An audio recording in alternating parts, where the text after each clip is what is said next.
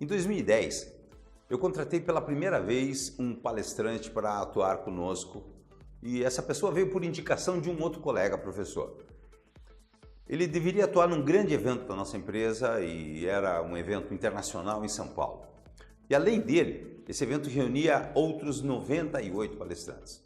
Como eu fiz com tantos outros, acatei sem titubear essa indicação e acabei formulando o convite. Tratei logo de me apresentar. Falei sobre o evento, sobre a empresa e ainda disse que gostaria imensamente de tê-lo com a gente. Fui prontamente atendido, mas logo questionei o professor. Qual a sua forma de preparar o assunto que vai abordar a palestra? E qual o título da sua palestra? Normalmente eu não faço isso não, mas acabei fazendo com essa pessoa. Nesse momento, eu tive uma surpresa, porque ele acabou me dando uma aula de estrutura de organização de uma palestra. Foi então que ele me falou: professor Marcos, o grande segredo de uma fala é a estrutura que eu vou estabelecer para que eu possa conduzir os trabalhos até o final. Além disso, ele acabou me falando, o conteúdo, o domínio, o conhecimento do assunto tem a outra fatia de responsabilidade no sucesso. Aí eu perguntei para ele assim: como é que o senhor monta essa sua estrutura? E ele prontamente e de forma segura respondeu: começo pela ideia. Eu sempre tenho uma ideia, mas não que ela seja o único passo. E continuou falando assim, se você quer fazer boas palestras, em cima das suas ideias, anote todas. Você vai ver como isso é muito útil. Foi aí que eu aproveitei para falar sobre o público-alvo e perguntei: como é que se age? Faz uma segmentação, divide ou fala a mesma coisa para todo mundo sempre ao mesmo tempo? Ele deu um sorriso e disse: não, a segmentação é fundamental. Afinal de contas, ela pode mudar o rumo da minha fala. Legal, muito bom. E reforçou: a ideia, o conteúdo e o público vão lhe ajudar com o planejamento da palestra. E nesse planejamento, disse ele, você deve fazer constar tudo: o início, o meio, o fim, o tempo, o tom, as alternâncias de voz, o uso de recursos audiovisuais, as respostas para qualquer pergunta feita, a posição no palco, o tipo de microfone e outros tantos itens que vão compor aí um grande roteiro da apresentação do palestrante. Foi então que eu disse a ele assim: você não tem medo de algo dar errado? E ele prontamente respondeu: na verdade tenho sim. E eu ri. E ele respondeu: sério, tenho sim. E ele perguntei: mas do que, professor? E ele falou assim: de pifar tudo, como por exemplo o computador. Vai que eu não tenho os slides do PowerPoint disponível para trabalhar. Mas aí ele com toda tranquilidade disse: eu tenho medo, mas isso não me pega mais. Na minha vida de palestrante, tive um único episódio desse. Foi o suficiente para não ficar mais refém desse recurso. Hoje, disse ele, chego preparado para atuar sem essa ferramenta. Não me tornei escravo disso.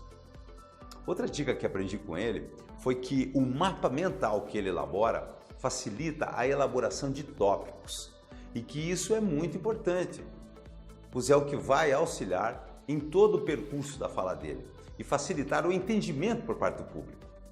Mas veja, tudo ligado, disse ele, elo a elo, de maneira a unir pensamentos.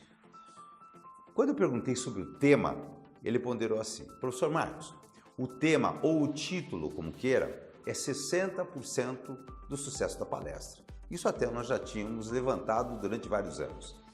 Mas tem que ser claro, tem que ser objetivo, lógico e soar agradavelmente. Pode até ser um tema provocativo, porque as pessoas também gostam muito disso. Mas enfim, todo o carinho do título é imprescindível. Seja por uma fala de 15 minutos, uma fala de 2 horas, disse o palestrante. Outra observação que ele fez foi, achei muito interessante, foi quando ele falou assim: a duração.